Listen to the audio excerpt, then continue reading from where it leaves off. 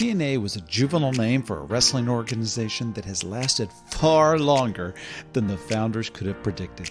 It's gone through many changes, and at one point was a real alternative to the WWE, pulling in numbers that would get them a big TV contract by today's standards. But we all know that success didn't last, with leaders coming and going and eventually a full-on rebranding. But could TNA have achieved real glory instead of just being bound for it? We make it happen on today's show.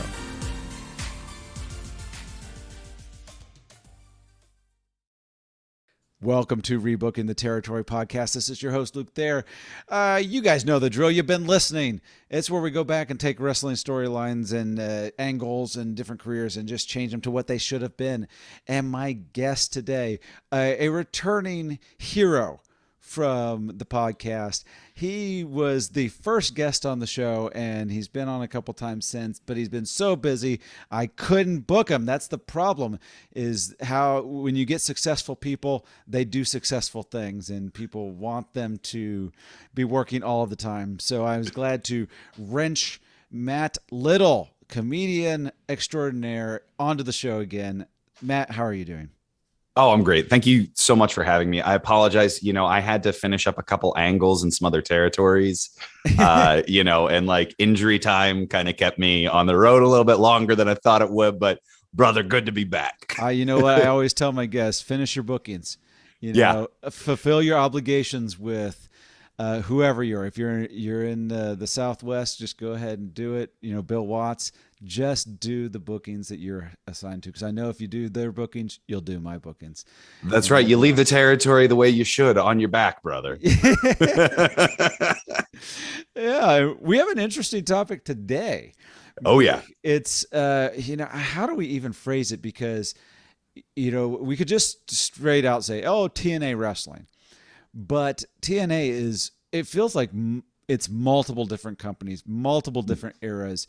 I feel like there's more versions of TNA in 15 years than there is WWE, WWF, WWF had in 60 years.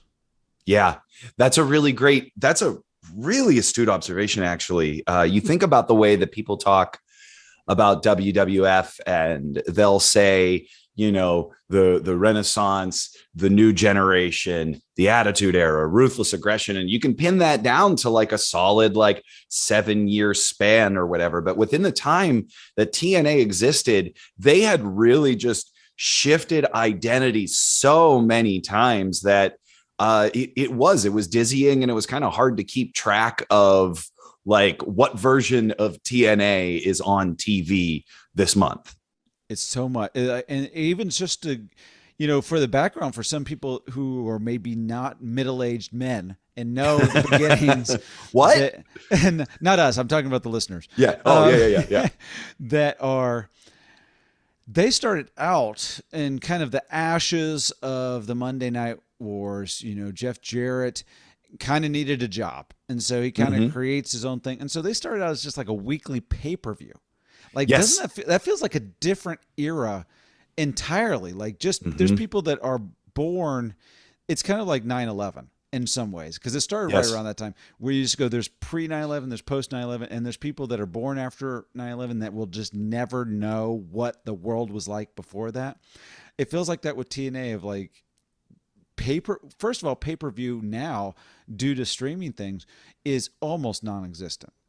And these guys started out strictly as a weekly pay-per-view company, which is mind-blowing. Yeah. So I watched that first episode live. I was very excited about the concept of an alternative. You go back and you look at what wrestling looked like in 2002. It had been a year since the only game in town essentially was the WWE, right? Then obviously still WWF. The first few months that existed, we had what we thought was going to be the dream that we had for years, that WCW and WWF were finally going to face off. We had the invasion. Everyone knows how that went. It was really disappointing, in terms of actual real life contracts. Listen to a Folks, past episode of this show yeah. about that.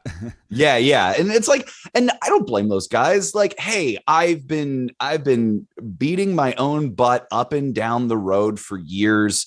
And now you're telling me you're going to pay me more money than I've ever seen in my life to sit at home and rest. Yeah. Like from a business perspective, I totally get that. From a fan perspective, it was, I'll say, like, not a great time as a fan. Like, you had Paul Heyman working magic on SmackDown, sure, but you look back and that wasn't like a huge, that was like a small piece, but people were burned out from like overexposure the years before, and now Jeff Jarrett brings in an alternative, but it's also so limited. And Very. they didn't have an identity beyond. It very much felt like an indie show. That first show was very much was an indie show with a little bit of storyline in there, where they were throwing a lot of stuff against the wall to see what sticks. I mean, we had the Johnsons on the very first that tag team that were dressed to look like male genitalia, but just like the assumption of male, they were really just peach bodysuits is what it was. And everyone was like, oh, okay. And then the same time, you also had like Toby Keith entering a battle royal, right? Like, they were very clearly like going for guys that, like, anybody that had like a crass sense of humor from the Attitude Era, to people that they hope were just morbidly curious and tuning because they heard Toby Keith was going to be there. It ran the gamut. They were like, we don't know what this is going to be, but we want more wrestling on TV. Yeah, which, I think more wrestling is always good. Yes. That doesn't mean that the wrestling itself is good. Yeah. Not all squares are rectangles. Right. So yeah, it's something where, if we just look at those early years, just that pay-per-view version of TNA, it is, you're right, it's a shotgun blast. It's like just as much as you can throw at people. We're going to have little people matches. We're going to have people dressed up in costumes. We're going to have a random celebrity thrown in there. We're going to have somebody that you haven't seen in a couple years. We're going to have a guitar shot. We're going to have everything that we could possibly have that has ever been a gimmick match in the history of wrestling. We're going to try to throw that in there and see what sticks. And so, even looking at TNA, you almost have to throw that early version away and go, they don't know what they are yet. They're just trying to figure out, like, hey, are we going to be able to have a career after the WCW has imploded? Now that WWE is the only game in town, and Vince McMahon is always looking for the next thing, the young thing.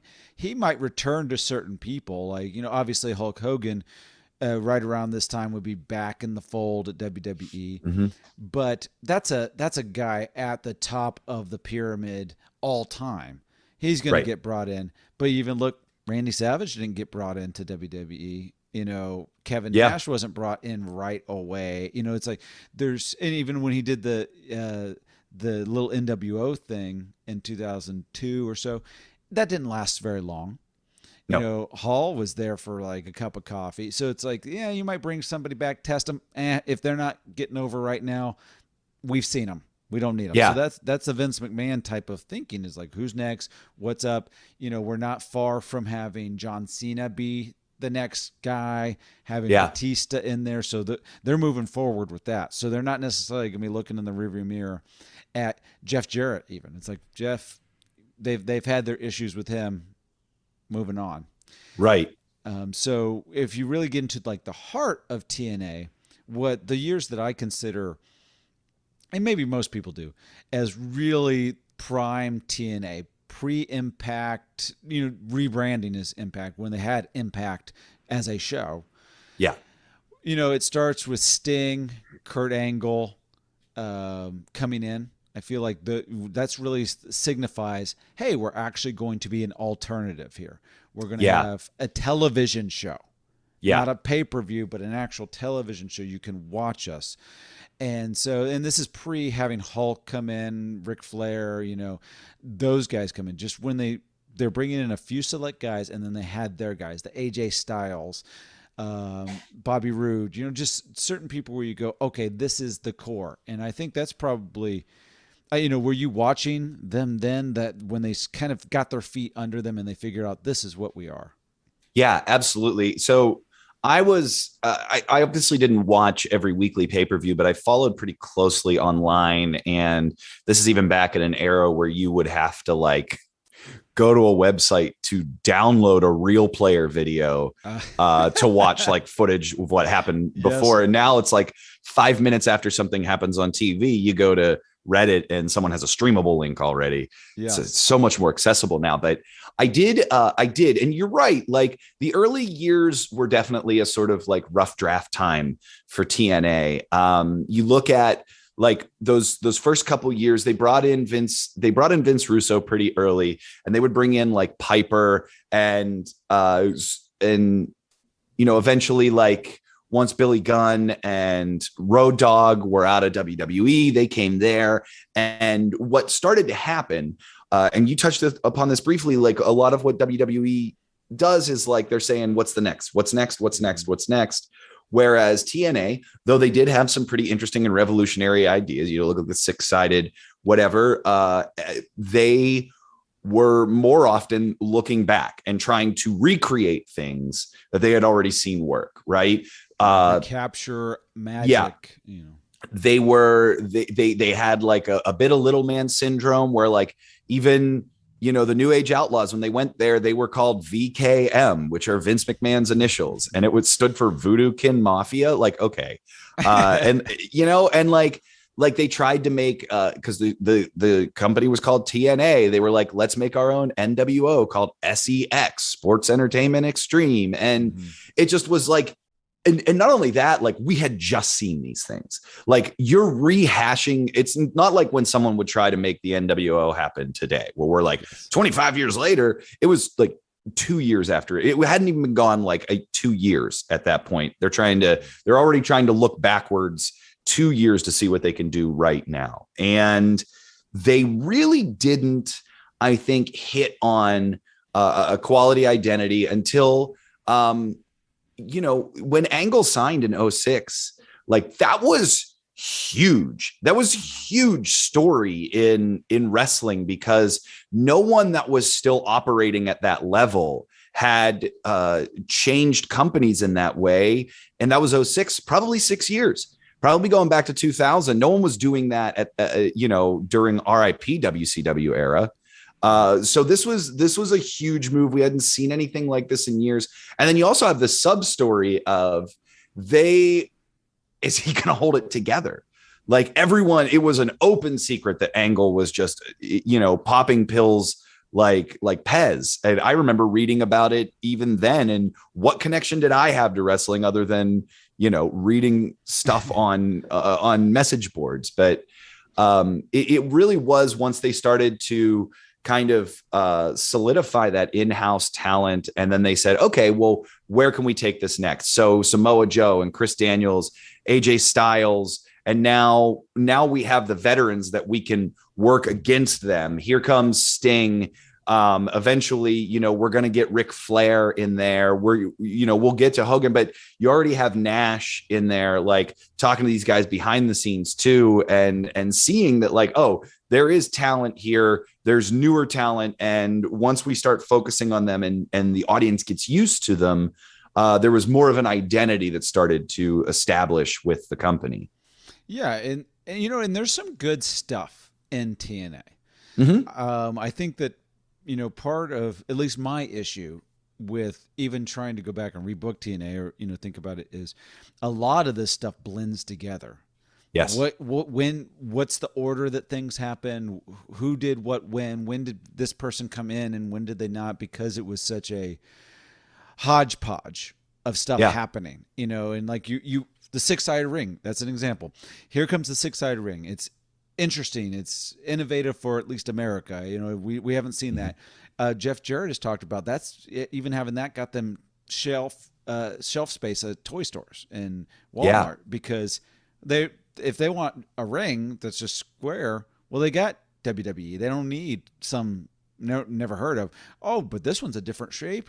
Well, maybe they'll buy both of those things now. Yep. If it's a one or the other, nobody's buying TNA. But if it's like an additional thing, like, well, if you're already a wrestling fan, why don't you get another ring and it's shaped differently, and it's, and then maybe you want to get some of the figures to go with that because it's the the people that you see on that show, and that helps build a brand, but build an identity with an audience, and so, but then it goes away. Then we're back to the four-sided ring, and I think that. A lot of it is, just talking about rehashing. Just imagine if AEW right now went, you know what we're going to do? We're going to bring Bray Wyatt in, and we're going to bring Braun Strowman in, and we're going to bring Eric Rowan in, and they're going to have, the sheep masks on, or we'll make them goats because it's... Yeah, goats now. Goats, because you can't be sheep anymore. It's not Bray Wyatt. Yeah. And it's, we're just going to do that. We're going to go back even beyond the Fiend. We're going to just go back to when he's Bray Wyatt, and there's the Fireflies, but we'll call them something else. The lightning bugs, and just everything's slightly different. But if we know what you're doing, you'd be like, yeah, but we just saw that a few years ago, and we've seen them do other stuff, and now we're seeing them do that thing again. And an example of this for me is looking in TNA when Scott Hall comes out. And he's basically wearing the Outsiders, uniform.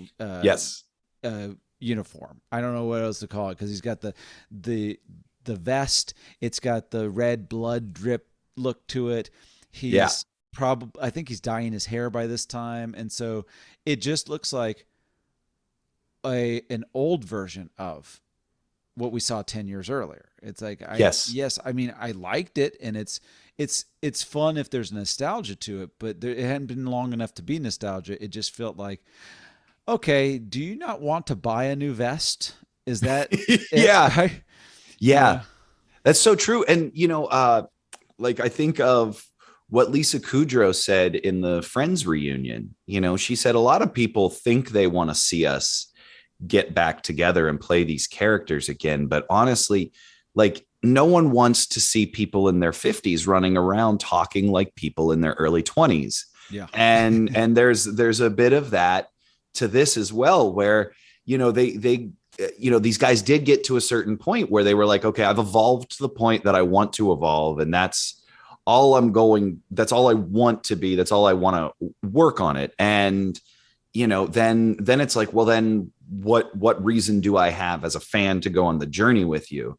And looking, I mean, it became a meme, right? Like it's a bit of like a wrestling meme to say like, find someone's WWE name and then twist it slightly and then be like, oh, what's Ray Wyatt doing in the Impact Zone? Because it was literally like they were just, you knew they were going to do the same thing. But it's like it's not our truth now, it's our false. Obviously he was Ron Killings, and he was the truth in TNA, but you know what I mean? Like it became a meme. I will say though that they did do a good job of like finding even people like Ron Killings and making them serious world championship contenders. Ron was the NWA champion during the NWA TNA era. They took folks that there's the legendary that Christopher Daniels opportunities because of injuries and stuff fell through at WWF. And now TNA says, no, you are one of the best in the world. And we're going to showcase you and let you do that. They gave AJ Styles that platform. They gave Samoa Joe that platform. And these folks were able to kind of carve out a niche on the show and move on to bigger things, to bigger audiences, to greater exposure. Where that wasn't something that they would have necessarily been able to do, I think, prior to having this, sort of alternative platform since WCW had gone to the wayside. Absolutely, yeah. There's so many people that got an opportunity to work that wouldn't have gotten an opportunity to work, and that includes people of the past. But AJ Styles is a guy where he came into wrestling at the wrong time. Oh my God, yeah. Right. If TNA hadn't happened, he came in at the worst possible time, which is like the last, what was it, year of WCW or so. Yes, it was the last couple of like they signed him in like January because I remember watching Nitro and they like were hyping that this new kid AJ Styles, and I think he was he teaming with a guy like Air Paris or something like that, and he looked like nothing else that was on WCW at the time because they had like really grounded the cruiserweights. And everyone was just like, drained at that point that had been there for a while. But like, we hadn't seen this sort of like high flying, meaningful action since the early cruiserweight stuff in '96. And then within 2 months of him being there, he doesn't have a job anymore. Yeah, it's just goodbye. And he wasn't quite ready for WWE yet. Like I could even see him being like, all right, well, you're not quite there, and it sounds insane. Right. Sure. But in retrospect, that happens in the comedy world where amazing comedians get passed over for because it's too early in their development. So they just go, you're just not ready for this thing yet. And that doesn't mean you never will be, but you're just, if the version of you from 5 years from now was here now, okay, you'd be ready for it, but you're not.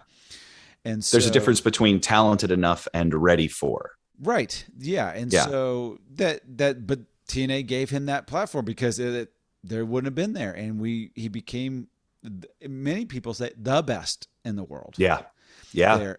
And obviously, I mean, the fact, actually, it's kind of funny that you mentioned R-Truth a minute ago, because he is one of the guys where the Alicia Kudrow thing just kind of goes out the window, where you go, actually, he still looks like he's in his early 20s. So I think he could. How is he still? It's just shocking. It's shocking how long he's absolutely been shocking. Yeah. And AJ Styles kind of in that boat too, where somehow he looks cooler and he looks more contemporary now into his mid 40s than he did when he was in his mid 20s. Like, baby faced version of him, like in baby face, I mean, literally his face looking like a child, not the fact that he's not a heel, short hair. It just doesn't look, it looks of the time. I mean, if you talk about, late 90s, early 2000s, a little bit of spike, a little bit of gel in the little frosted tip, a puka shell necklace. And that's what he was going for. And he just looks, I mean, maybe he looked hip for that time, but I feel like even at that time that felt a little broy. And he feels like now more of a across the board cool. Like this guy could be anywhere versus in his own man type of cool. Like a Brad Pitt. Brad Pitt is kind of cool in any generation. It doesn't matter. Like he's got that kind of appeal. And then like I said, we had the Scott Halls who was like locked in. And that's kind of interesting to see a transition of somebody like AJ Styles who can change their gimmick, kind of change what they look like, and then the people that get locked in. It's kind of like a Jerry Seinfeld's has a kind of a statement. I don't know if we would call it a joke, but that men get locked into the way they dressed of the best year of their life. So if the best year of their life is 28, they're going to dress in that way for the rest of their life. So if it was 2008, you were 28, you're just going to look like 2008 for the rest of your life. It doesn't matter. And so that's with some wrestlers. And then, even kind of thinking about, you can't get much older than Ric Flair coming into the company. True. But he manages to always look contemporary because part of his gimmick is the newest and most expensive threads you can get. So always a tailored suit.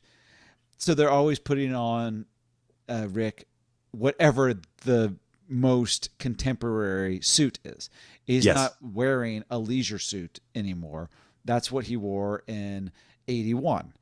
Yeah. And so, and left on a plane somewhere after a night of drinking. And so for sure. Has in their collection right now. Yes. That was just more of just to reiterate the point of like, there's the places to work because of this. And that some people made that transition a lot better than others. Some people really made it their own. Yeah. and changed. And AJ Styles' hair got longer. Bobby Roode had the long, wet hair, and I'm glad he cut it. And just for you, Yes. I think he looks much better with cut hair than when he had that uh, more of a hillbilly look. Yes, the beer money era Yeah. where in up until so that was I guess that was around 09 2010, somewhere in there, right when that Hogan and Bischoff infusion happened. Mm-hmm. They took AJ Styles and they put him with Ric Flair. They were like, you are one of the best wrestlers in the world. But, and admittedly, I'll even say this too, because I loved watching him, but his promos were not good. Like, he didn't have a character outside of really good wrestler, and that's tough. It's good when you're like on the indies and there aren't a lot of really good wrestlers. You stand out by default, but once you're at that level, it's like, okay, what's the extra part, right? They had other guys like Jay Lethal starts getting opportunities. At first, they did a good job of taking these top level names and meshing them with these newer guys. I mean, even rewinding a little bit to the Main Event Mafia with like Booker T.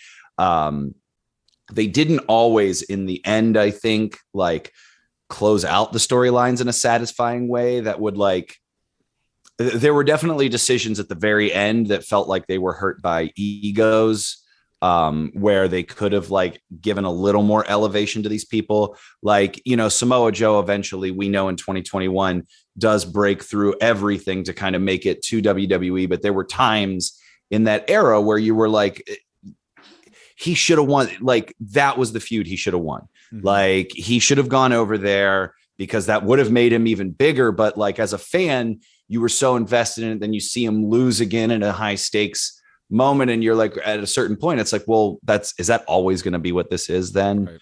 Right. But I think that there was a mix of that, but but again, Bobby Roode, another guy that they took and they were like, okay, we can put a fresh paint of coat on this and, clean him up. And he had no real direction other than Canadian guy from a Canadian stable before I think they forced Beer Money to be a tag team at first. I don't think those guys were hanging out backstage and pitched it themselves, but it worked.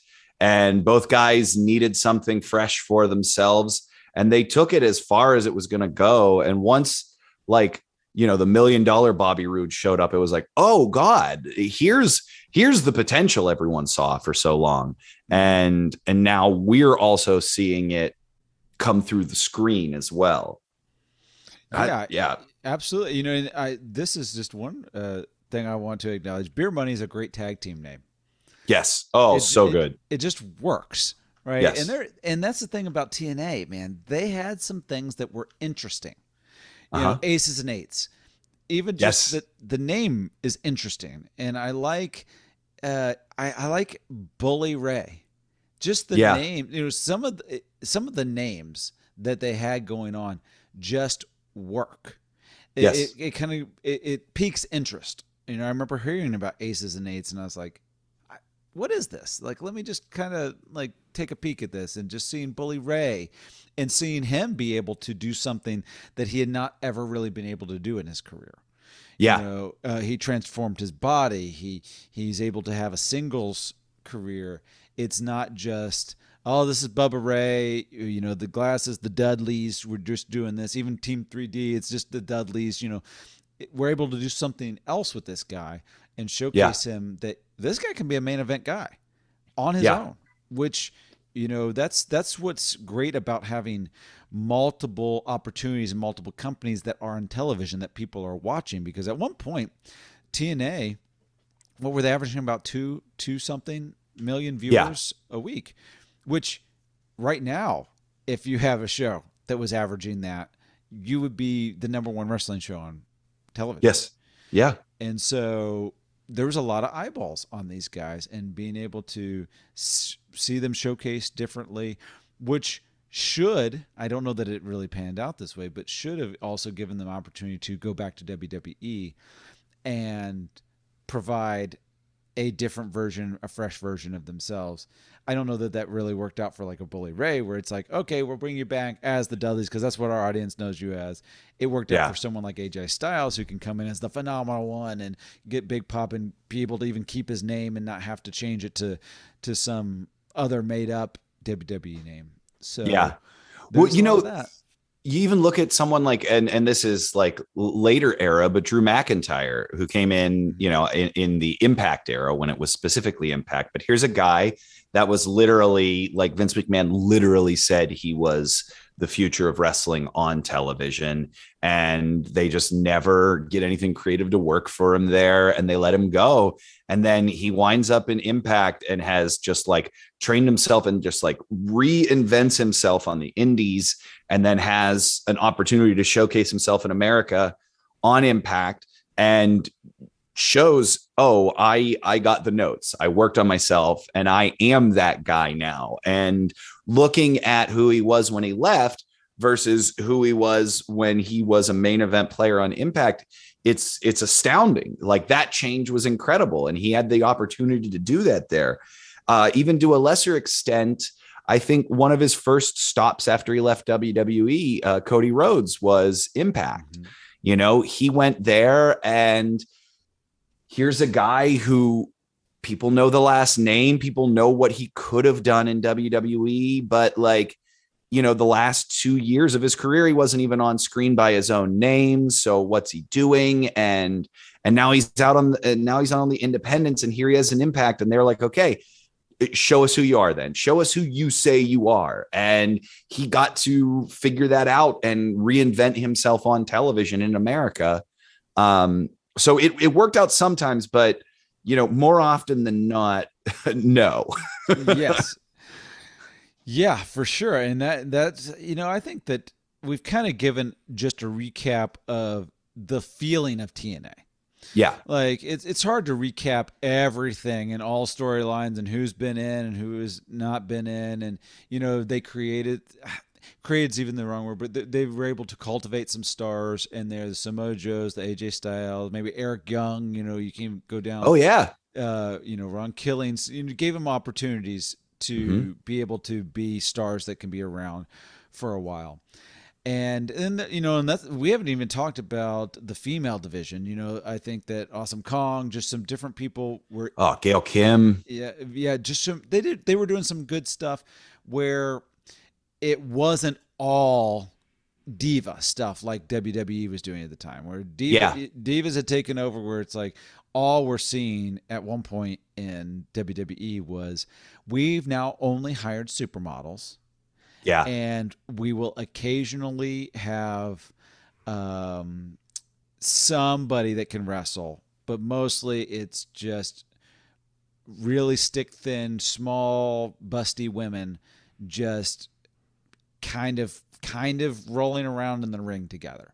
Not even really do moves. And that's, obviously before the Diva Revolution, the women's revolution there.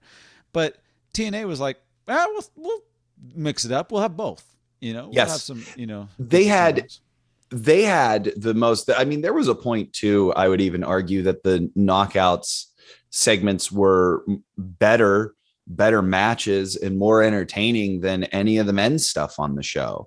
Mm-hmm. They were, Gail Kim rather, and Kong and Madison Rayne, who, Madison Rayne, here's someone who seemed like she was working exactly everything that WWE would want at that time. And then they just never took her.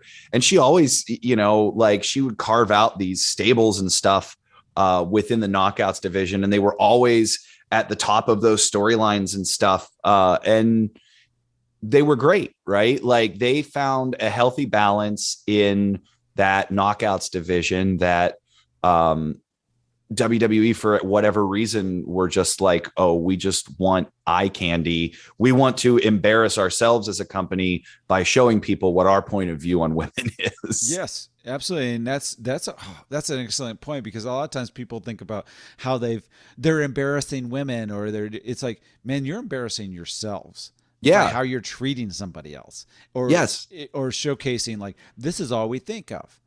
Yeah. and it kind of feels like in some ways Vince McMahon treated that era like he thought he was at the Playboy Mansion, Yes. and that he's going to have his his silk robe on and walk around with a bunch of ladies around him to prove how young and virile he is. Oh my God. And Yeah. Yeah. it doesn't work. Didn't they? How many times did they have? I mean, this is going back even pre TNA, but like you look back at, I was just watching Royal Rumble 2001 recently and had forgotten the whole storyline that Trish Stratus is now just Vince McMahon's sex doll. Like, Mm-hmm. there were how many times, like Dawn Marie, I think they did that with during the TNA era.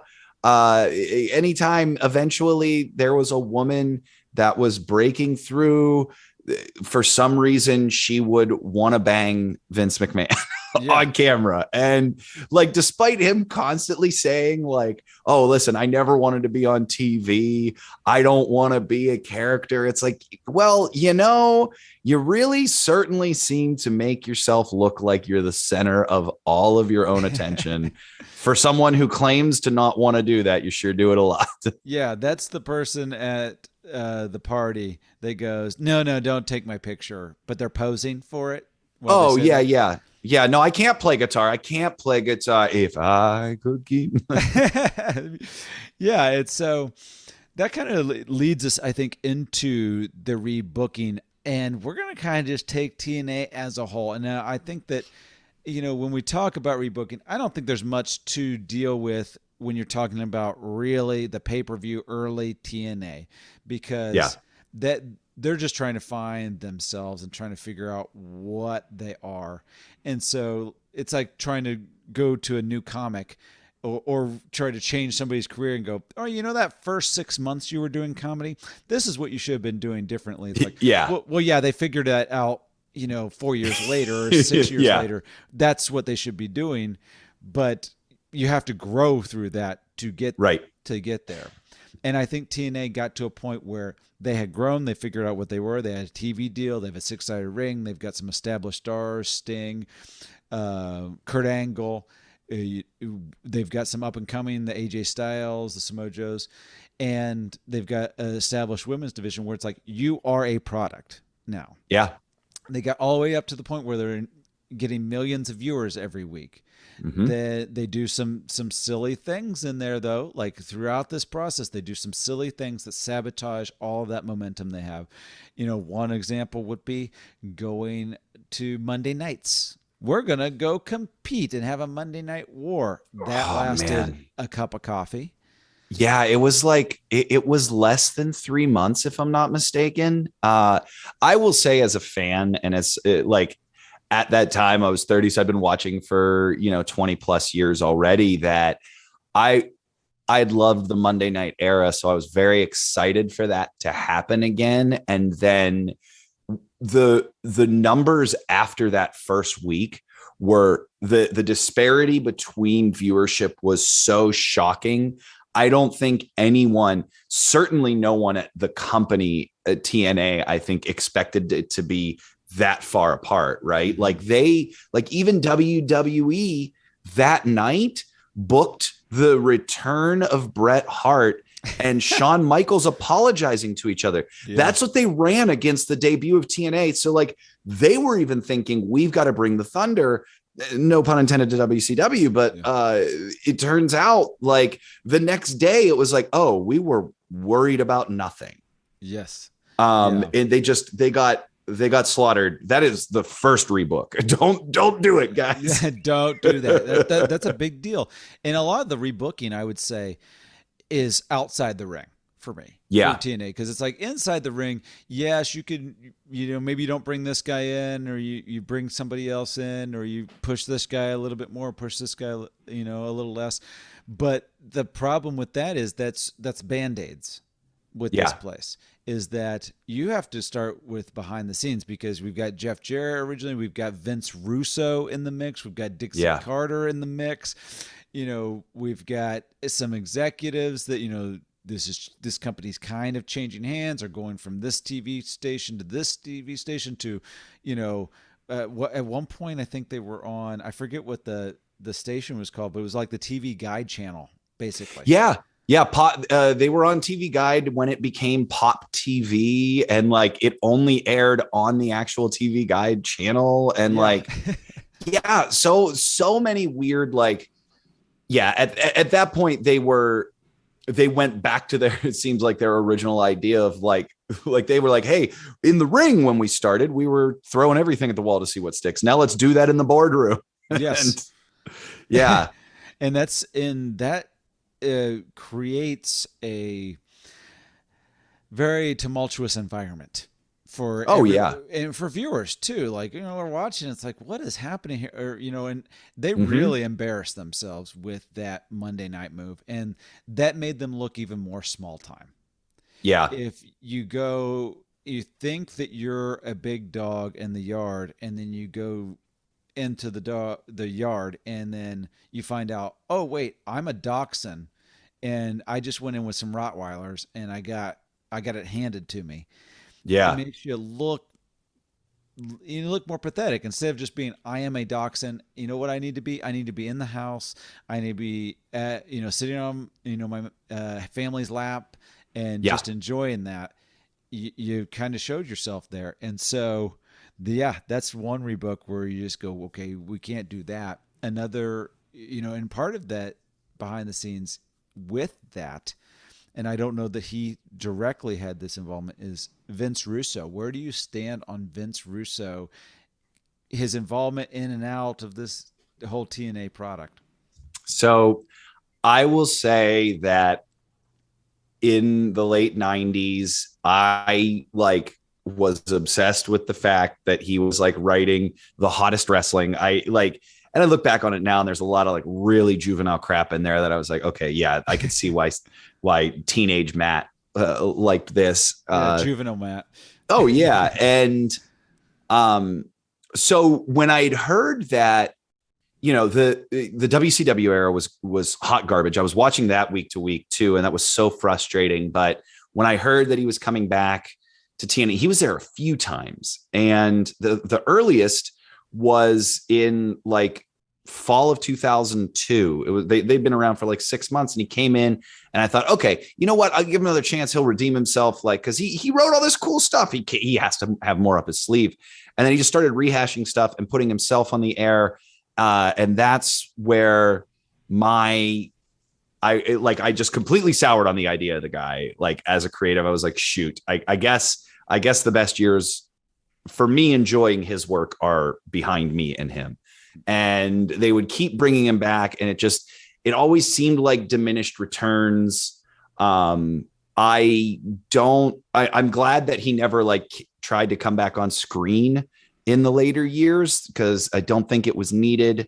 I think that he was probably part of a few good ideas, but I don't think he was spearheading things. I don't think he could take responsibility for them the way that he probably could have at WWF, where he was like writing with these other people and was probably part of the staff that came up with like aces and eights, right? Mm-hmm. But he wasn't the guy that was like, bro, obsessed with Sons of Anarchy, bro, or whatever the impression is of him. But I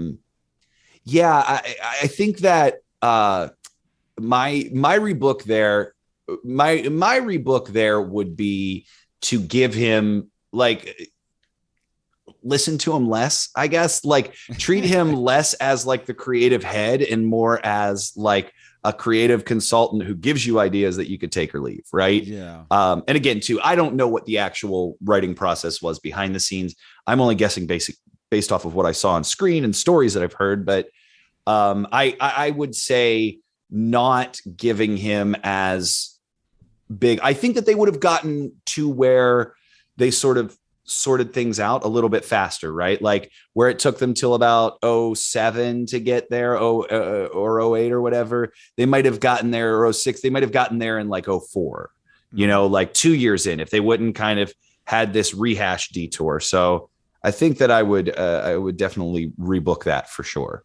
Yeah, that's the thing, is like my rebooking with him Yeah. is that he's never involved. I think that Unfortunately, at this time, when you talk about Vince Russo, he's at a place where he has had a large impact in a couple companies.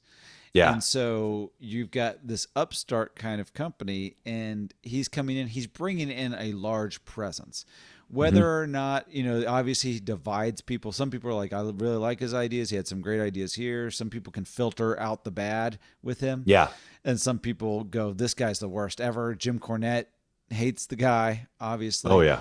And so that makes it difficult to have Jim Cornette and around when I think Jim Cornette has just if you're talking about establishing a foundation for a company of just wrestling knowledge and base, that's the guy you want to build on. You don't want to build on a Vince Russo. Yeah. Vince Russo can come in and give you maybe some modern, fresh takes on some things. But even at this point that TNA exists, I don't think he can bring a fresh take. I think he's Right. bringing 1997 take. Yeah. Yeah. Yeah. Which is all, 5-10 years later, we're getting the same take. It's like, well, let's go back and do what worked then. And I think he became what he accused other people of. You're stuck in the past, bro. I have a theory about that. Oh, let's hear it. I think that it's because his kids got older.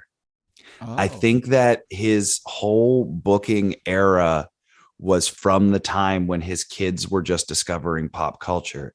So he was asking them what's cool and listening to them. And they're like in their like developmental years when he's on top, right? I might be, again, this is a conspiracy theory based on nothing, but I think about the way that like I look at adults interact and live the world through their kids. And I wonder like, oh, is that why? Like he doesn't have any new he doesn't have his finger on the pulse anymore. Why? Because he doesn't have anyone in his house that is the pulse anymore, if that makes sense. His kids started getting into other stuff. So then he was like, okay, well, I guess the last time I did this in 99, people liked it. So let's do it again. yeah, that's the way people think at that age. That's Yeah. what teenagers think about. That's an Yeah. interesting theory because, like, it's in some ways he's the Scott Hall of writing. It's Yeah. like the last good year I had in writing, I'm just going to come out in that same outfit. Yes. And so, I'm not Yeah. I'm not getting a new vest, metaphorically speaking.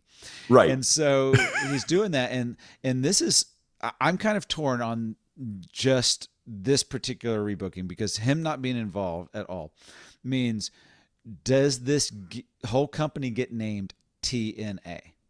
No. Because I think he brought that, Yeah. and the thing is, does that actually bring some attention to it and kind of help it get its feet under it and kind of like, oh, I'll go check this out by being called TNA, and we can all go roll our eyes and go, okay, total nonstop action. Yeah, that's what that means.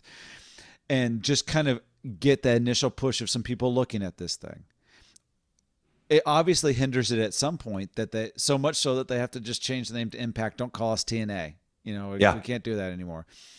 And so what do you think there? Because my leaning from the beginning is kind of be like let's get rid of the TNA thing.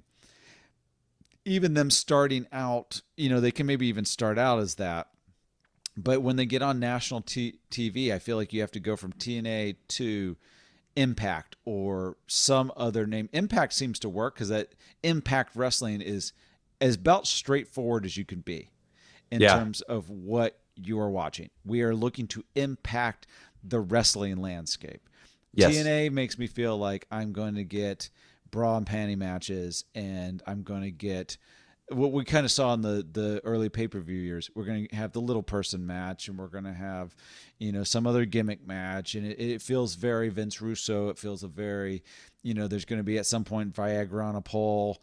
We're going to Mm-hmm. have Buff Bagwell and his mom come in, and somebody, she's going to be on a forklift. There's going to be something going on, and we'll have some backstage vignettes or segments at this point where somebody's peeking in on somebody in a shower, that kind of stuff. It's very short-sighted. And the name itself is very short-sighted. And I think that as we're talking about this too, I'm realizing that a lot of I think his concepts and his writing style is very short-sighted. It's get to the end of this episode, not get to the end of this story in 3 months. Where hot-shotting it. Yeah, TNA. Yeah, it's a short-term name to get people talking about you before the like put a press release out that you're going to call it that and get everyone talking about it, and then put out a second press release saying that you're changing the name so that people are talking about it. And this is before you even book your first show. Like if you want people to talk about it because the name's controversial, then I think that's how you rebook that, right? So then, because there's a ceiling on the idea of talking about TNA. Like if you really want to be talked about on that level, you need to be able to you need to get people past just saying the name, right? Mm-hmm. Like what grandmother is like, can't wait to watch TNA. Like, well, I mean, hey, maybe you know what, you do you, grandma, but like you're immediately putting a ceiling on who can or what will access your product.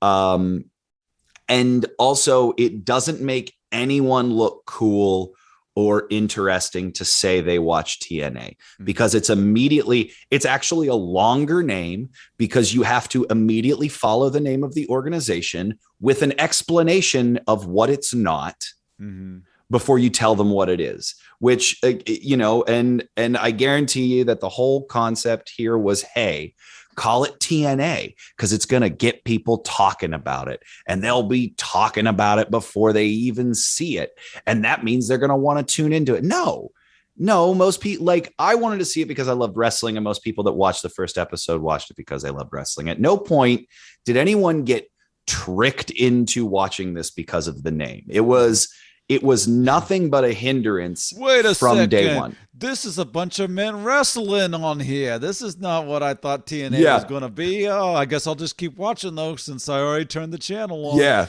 All right. Well, I'm just going to sit and watch them wrestle, but boy, am I still horny. Like, all right, bro. Like, no, that never happened. Right. The conversation happened nowhere.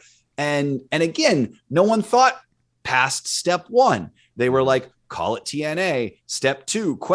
Step 3, profit, right? Like that was their plan. And I think that's a lot of what happened was they had a lot of short-term plans to get us to here, and they got to here and they didn't think about what comes next. And they kept getting as far as this, and eventually that just like you don't have any direction because you've had no long-term vision. And I think that's something that affected them from the get-go. It's in the very name. Yeah, and I think that's the genius of like Vince McMahon. If you want to talk about him being a genius in any way, I think that from the beginning, I think even before he bought out his dad and said, this is my company, I think he knew I want a national company. I want coast to coast. I'm going to be on television. I'm going to make it a household name.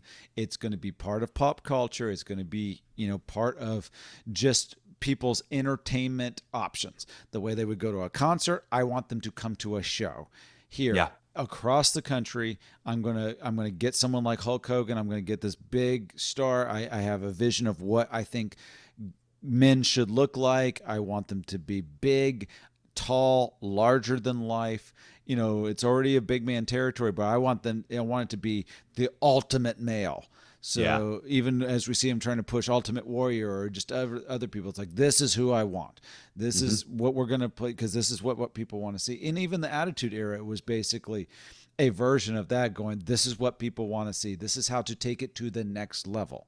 He's always pushing forward to the next level rather than just, hey, TNA feels like, hey, we're here.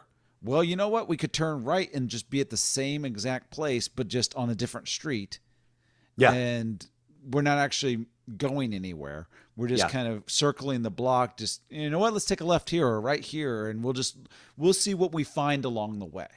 Yeah. And that's where I think somebody like having Vince Russo in, he's going to have such a larger voice in a company like this. Yeah. That maybe he shouldn't have. And so if you have somebody like Jim Cornette just being the base, he's going to make sure everything's grounded in reality. We're not going to do anything stupid.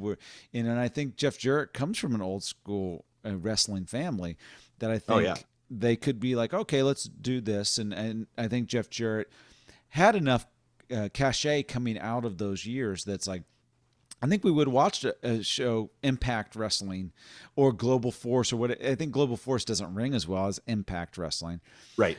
but that Jeff Jarrett is starting, and he's got X, Y, and Z wrestlers on there, and they're not maybe just having a complete buckshot at the wall Yeah. and seeing like, oh, here's the direction. What the goal is not to be doing weekly pay-per-views. It's to be on television, to have a weekly program, to have a Friday night or a Thursday night or Wednesday night. We're going to be on weekly, and we're going to have viewers, and we're going to have a roster of 20 main guys and 15 main women. And this is, if you just kind of have that, and the goal is not just to have one TV contract, because that's kind of what it felt like, hey, we got TV.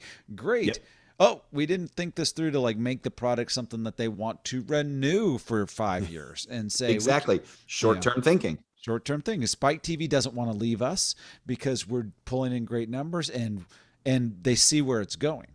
And they say, all right, this is a progression. And so that's my main rebooking is just starting from the beginning. You get that TNA name out there. You just get rid of it.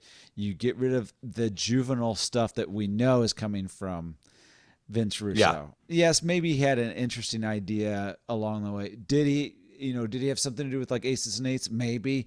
But also maybe somebody like Scott Hall, if he was a little bit behind the scenes, might have come up with something very similar anyway. He created the Crow, and so that's really the way that I would treat all of the rebooking here, because I think that sends the dominoes down the line that you can bring in Hulk Hogan, and this is part of my rebooking. I would bring in Hulk. I would not bring in Eric Bischoff. Yeah. I would even say I would not. I've been thinking about specifically this decision the whole time we've been talking, because I was like, would I rebook it to not? I think ultimately I would rebook it to not bring either in.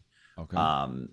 On a bigger scale, I think because one, it seems that part of Hulk Hogan's deal is that when he comes in to something like this, I think he had a bad taste in his mouth from being just a performer in WWE during his second run, right? Mm-hmm. So he comes into TNA and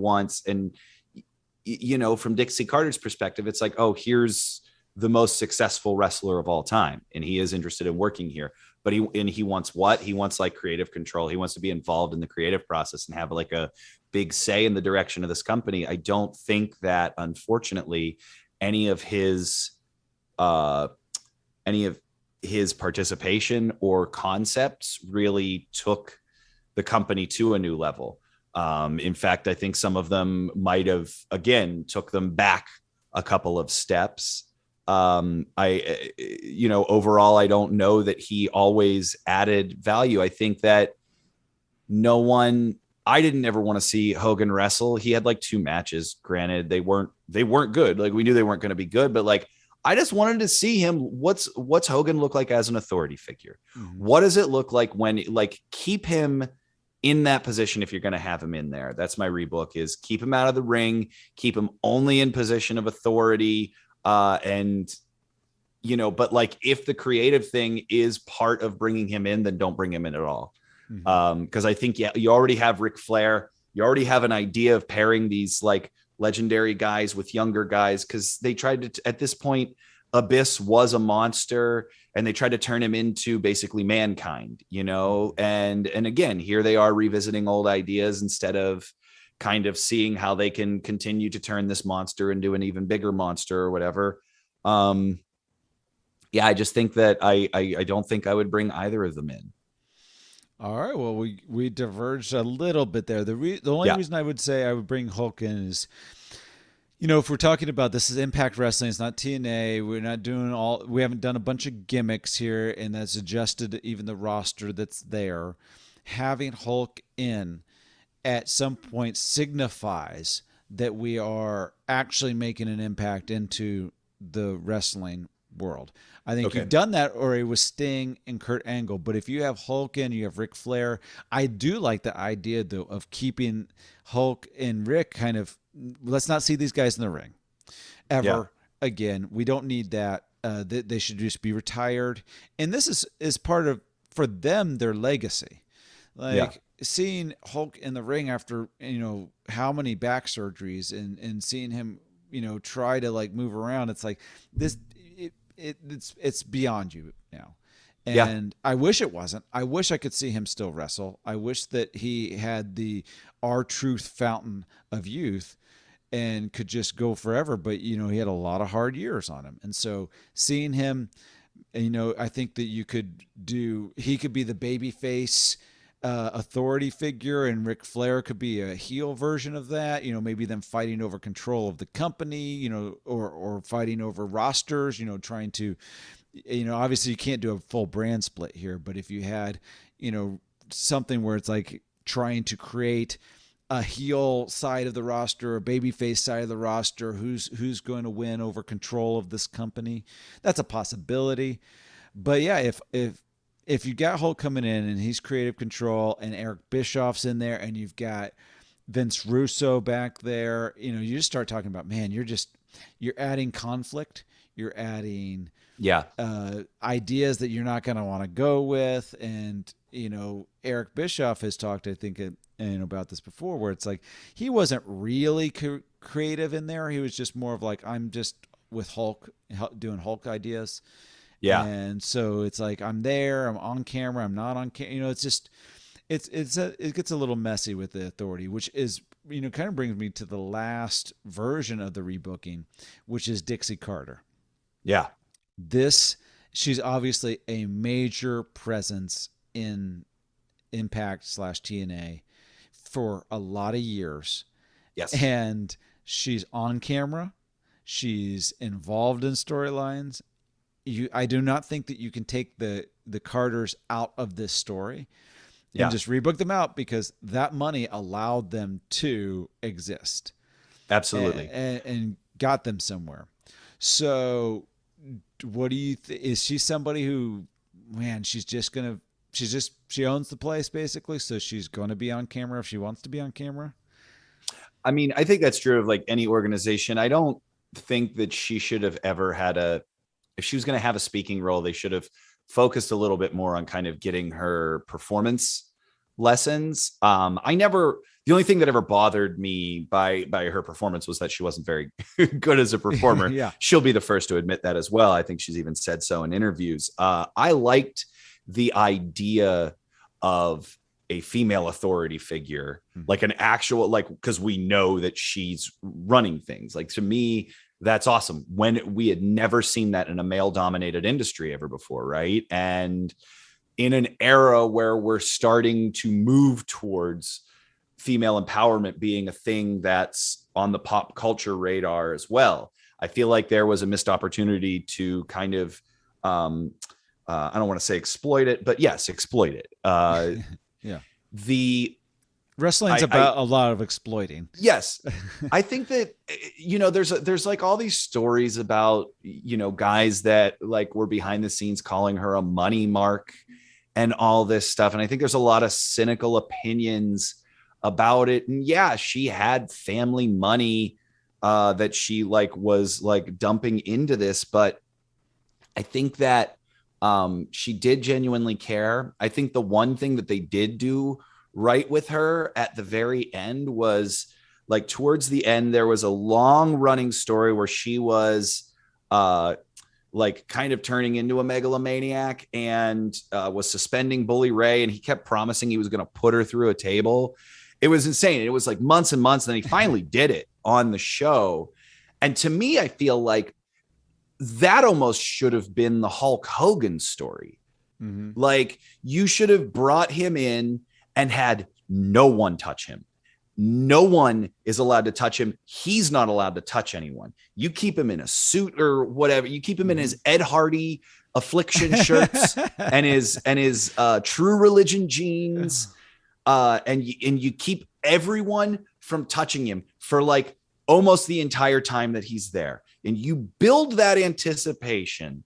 And then think about if no one would have touched him, if he would have had no action, never been in the ring. And then like a year and a half in, he finally got to a point where we finally got a leg drop. That would have blown stuff up. But again, you got to think about long-term where like they thought about that with Dixie. They were like, they literally teased it on television commercials for like 2 months. Every time Bully Ray came out, he was like, I'm gonna put you through a table. And everyone knew it was gonna come. And you know, that was like a longer term plan, I think, that they had. That I think they did that one right. And I think you're right. You can't talk about the story. They have to be part of it, right? Like the Carter family has to be part of it. I think for me, it's like better performance coaching, but I don't know. I'm like struggling to think about.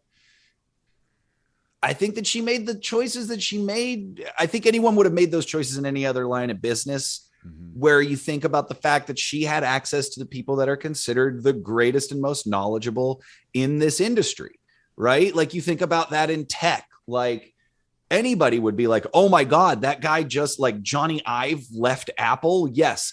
Let's pay him a bunch of money to come and design something at our company. The guy designed the iPod, right? So like, I totally see the point there, but it's unfortunate that like she was listening to these people because they didn't have great ideas. Yeah. And, you know, and I think maybe the problem with Dixie Carter in general is she's listening to people who have agendas and who come from different eras of the, you know, this entertainment business where Hulk, and even to some degree, you get up to like Kevin Nash, you get to some of that era.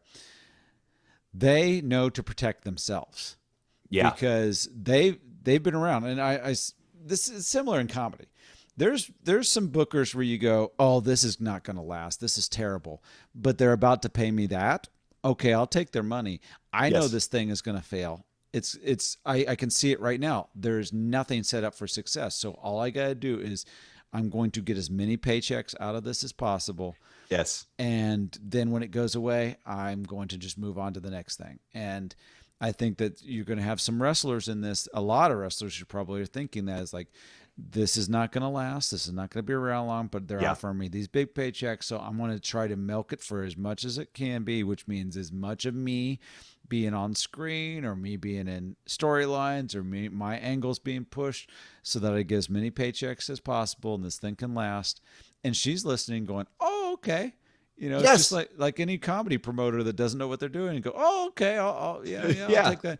And then we can have a show in a Mexican restaurant while people are there. We don't have to tell them. Right. Yes. Yeah. And so people love to laugh, so they'll love it when we just spring a show on them. Yes, which, by the way, just for the audience, this is pull back the curtain. Matt and I had a live show about 10 years ago together that I don't know, it was maybe a Thai restaurant, and they approached us and said, we're going to pay you some money. We want you to do a show here. I think we did 2 or 3 of them, and the next week we showed up and the place was locked up, and they did not tell us the show was not going to be happening anymore. So that was one of those instances where we just got as many paychecks out of as we could. Oh my God, that's right. It was on St. Mark's. It was like it was above a karaoke bar, or it was a karaoke bar in the evenings that also, oh my God, there was a guy inside behind the bar. Do you remember we were banging on the door? Yeah. And they were looking right at us. They were like, nope. No, they were like, we're not going to open that door for you. And it's like, okay, well, I guess we just won't be doing this anymore. Yeah. And so I think that a lot of the wrestlers probably at this time probably thought at any point they're going to show up and the doors are going to be closed and the wait staff's going to be behind the glass doors, just not acknowledging them. Yeah. And so you go, you just last as long as you possibly can. And you can't put Dixie Carter can't put that into their hands. She had to really, it should have been Jeff Jarrett running the company. Yeah. Because he knows how to handle people. He knows how to say, I know that sounds good and that works for you, brother, but that's not going to work for the entire company here. Whereas Dixie Carter doesn't know how to do that. So I think that's where I go, is that Dixie Carter, great, you're part of this thing, and it'd be great to have a female authority figure, but I would rather cast somebody to be Dixie Carter than have her. And Yes. I would have Jeff Jarrett firmly established as the man that that has control of this company behind the scenes, knows where he's going with this company, and knows how to book it, and he's not going to get just pushed around at every turn and taken advantage of. Yeah. So that's kind of where I am, and like the everything else is just minor rebookings. I'm like, keep the Six-Sided Ring just to be different, have that toy shelf space. Yeah. Jeff Hardy, we're not going to have that match with Sting. We're behind the scenes. We're going to go, this guy is completely inebriated. We can't put him out there. So we yank him and we just throw out somebody else, Bully Ray or somebody that takes that spot. And because those type of things do hurt. Yeah. They hurt your image. They hurt where you are as a company, and they hurt your stock with fans. Yeah. That was watching that match live was the most confused, because that whole pay-per-view stunk too. Like the rest of the show wasn't good.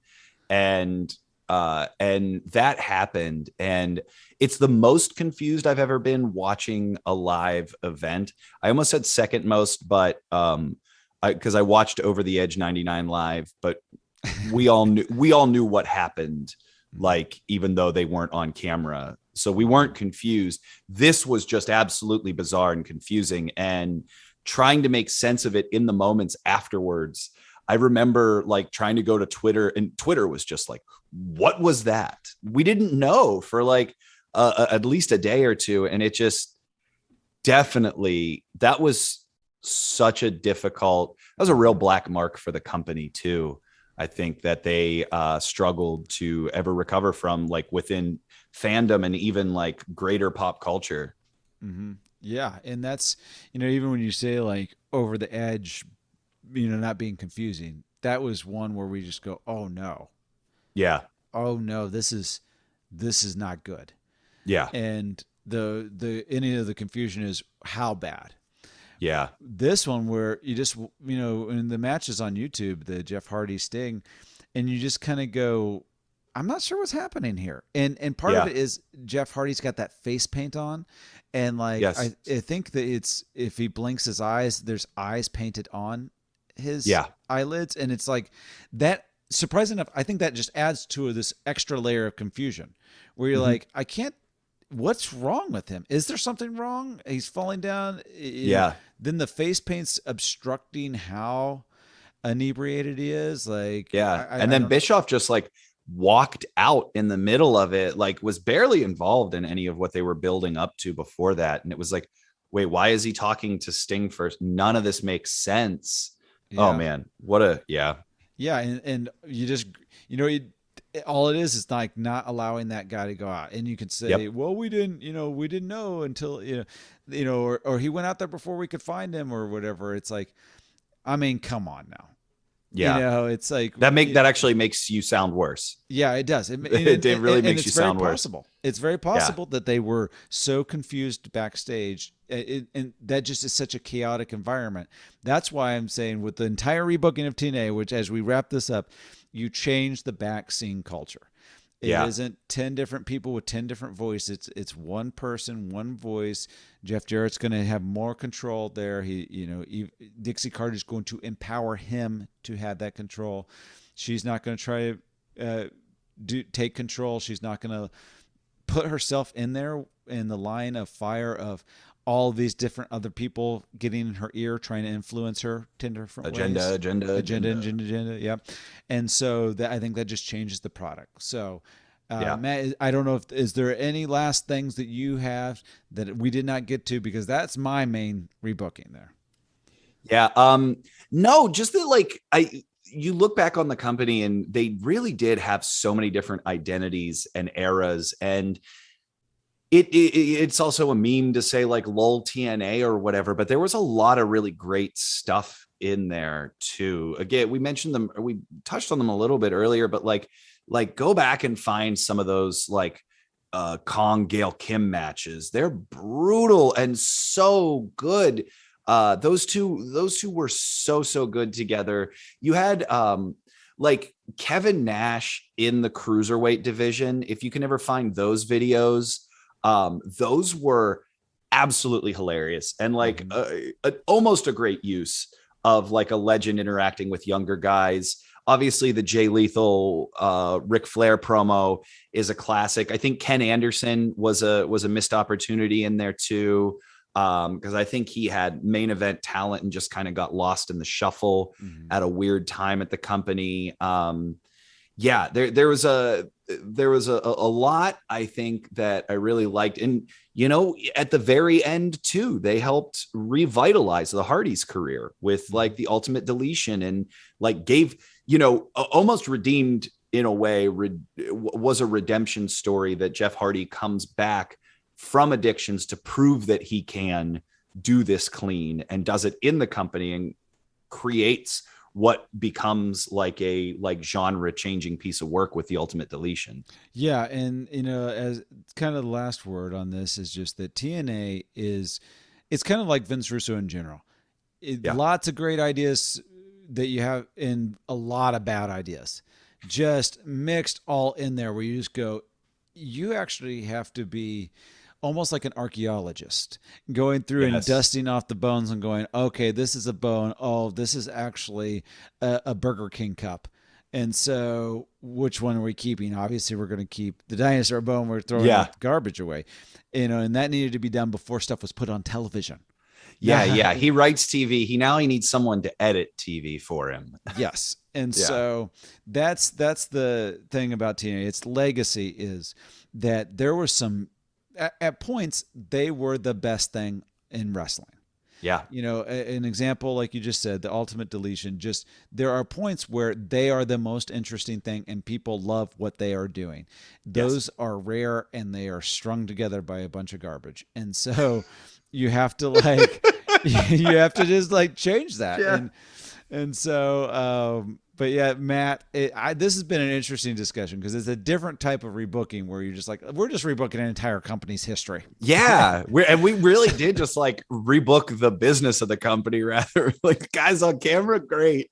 Yeah, because it changes everything. When that foundation is, you know, not right, you can't build a house on it. And so, but for our listeners today, you can follow at the Matt Little on Twitter. He's again incredibly funny, and you'll catch us at a Thai restaurant together someday soon. Just make sure you get there before they close it. Yeah, we're going to go back and bang on that door a little bit more. It's been a decade, but hey, maybe it's new ownership, right? You know, if TNA can rebrand themselves, so can that restaurant. Yeah. So guys, please follow him. And Matt, again, thank you for being on the show again.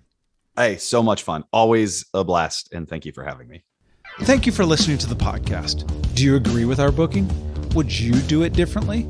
Well, I'm at Comedian Luke on all social media platforms, and you can actually at Rebooking TT on Twitter and Rebooking the Territory on Facebook.